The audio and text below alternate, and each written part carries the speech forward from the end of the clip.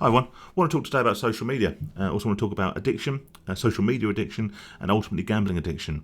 Now, I look at this from two different perspectives, and from the first perspective, I want to take you back a little way to my childhood, and more specifically to my time at secondary school. Now, throughout my school life, I was never one of the popular kids. In fact, I would almost go as far as to say I was one of the unpopular kids. And this was through no fault of my own. I was sort of quite socially inept, and I was bullied quite badly in secondary school, which of course then knocks your confidence and means you can't make new friends. So I was one of the unpopular kids. Now, when I was being bullied at school, I found an outlet for my loneliness, I guess, for the stress, for the anxiety in gambling. Now, gambling is very accepting. Gambling will always accept you, it will always take your money. All it asks is for that bit of cash, and it asks for that bit of your time. And this was the first time that I believe my gambling became unmanageable. I started gambling at levels, even comparatively, because I was still at school, gambling at levels which were unaffordable, and certainly it was costing me more of my time and money than any recreational activity should have been. Now, had social media been more present or more prevalent when I was back at secondary school, then there would have been no escape. It would have been a 24/7 barrage from people online, and that bullying that I experienced at school would have followed me everywhere I went. Ultimately, this would have led to a greater need, a greater desire to escape, and possibly would have accelerated my gambling addiction that much quicker, that much further, and possibly actually caused me significantly more problems mentally, and who knows where that could have led, in the long run. That's looking at it from my experience. Now, the more concerning side, I think, and something that's creeping in and something that we may not know the full scope of for a good number of years, is how it is to be on the other side of the coin, to be one of the more popular people, and certainly one of the more popular people on social media. Social media is a very, very dangerous tool, particularly for young minds, for people who are developing, and people who are looking for that validation, for that recognition, for that proof that they are one of the popular ones. Never before, until the invention of social media, could we quantify our popularity. Yes, of course, we could count how many friends we thought we had, but now we actually have an actual record of the number of friends. If someone used to pay you a compliment, that was nice, but now it's not worth anything unless it's written in black and white, or is represented by a smiley face or a thumbs up or a heart emoji. We actually now have a numerical metric representation of our popularity, of our level of acceptance from our peers, and more worryingly, not just from our peers, but from strangers on the internet. Now, I do understand there's an element of irony, of course, that I'm talking about this on YouTube, but even it has managed to affect me. A while ago, I made a couple of videos talking about streamers, talking about fake streamers, and my conversations with Craig Slots. Now, these started off very much with the best of intentions. They were things that I recognised, that I wanted to talk about, wanted to explain in greater detail. These videos got a lot of attention. They got a lot of comments, they got a lot of likes, they got a lot of feedback, and a lot of views. Now, at that time, the temptation, if I'm being completely open and honest, was to continue down that road, to start calling out more streamers, and there's plenty you can say, but calling out more streamers, and for going down that route of making much more widely desired content, things that people would watch, make it more clickbaity, get those views in, basically with a view to keeping my numbers up, to accelerating my numbers, getting those thousands and thousands of views consistently. Fortunately, after a bit of feedback from you guys and also a bit of soul searching, I did come to the realisation that my channel was not about that. I've always said all along that if I wanted to make a channel that got loads and loads of views, I'd make a commentary channel talking about trending topics. I'd make a gambling channel showing gambling rather than trying to tell people about addiction and trying to help people with their gambling addictions. So luckily I reined that in, but it was very easy, even as someone as old enough, experienced and ugly enough as myself, to have gone down that road of measuring my popularity online, my worth of my channel, my worth of my opinions and worth of my advice, purely based on the numerical values seen below the video.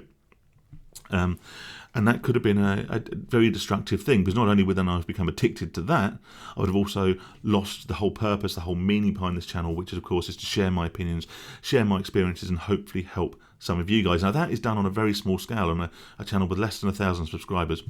Give us a subscription if you haven't already, I'm nearly there. Less than 1,000 subscribers.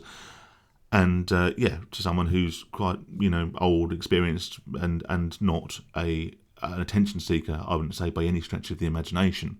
So if you can imagine, if you're young, very impressionable, and maybe you are seeking that validation, you are seeking that recognition and that numerical representation that you are accepted, then that can become a very, very dangerous thing. Now, I was going to talk about the Netflix film that came out in the last couple of weeks, but it's been talked to, everyone's spoken about it. Every man and his dog has made a video about this film.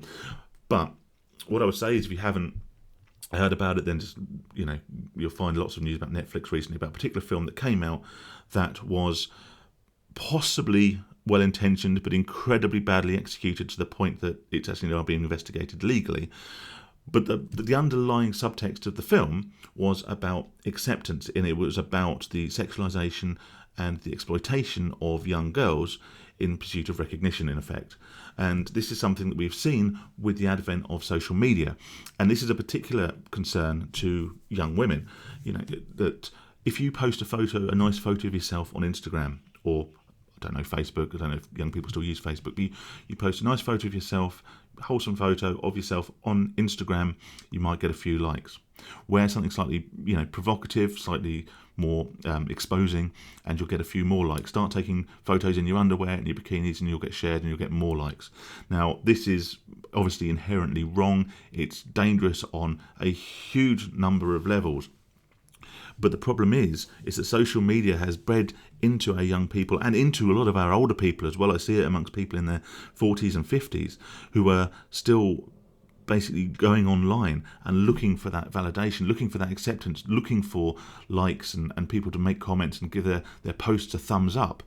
But amongst young girls in particular, and also it will affect the mental image of young boys, it's very, very quick cheat codes, very, very quick, easy ways to scratch that ever-increasing requirement for validation, that requirement for dopamine hits.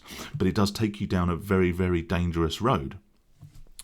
Ultimately, though, with the very, very few exceptions of people who get very big on social media, who manage to make a career of it, who are, incredibly successful, the vast majority of people who partake in social media and partake in the pursuit of recognition, the pursuit of validation, and the pursuit of likes and shares and follows, for the majority of people who partake in that pursuit, they will be relatively unsuccessful, and you are going to end up going down a very, very dark road in order to pursue this real craving for that dopamine hit, and you're going to find yourself, at the very, very bad end of an Instagram account or an OnlyFans account or something like that at a young age. Or what will happen is it will die off. Even with a unfortunately seemingly endless supply of dirty old men online, your popularity will wane and it will disappear. But that addiction will still be there. You will still have that craving for acceptance, but there's no longer has any interest in you as a physical commodity, because ultimately that's, by this stage, probably what you will have become.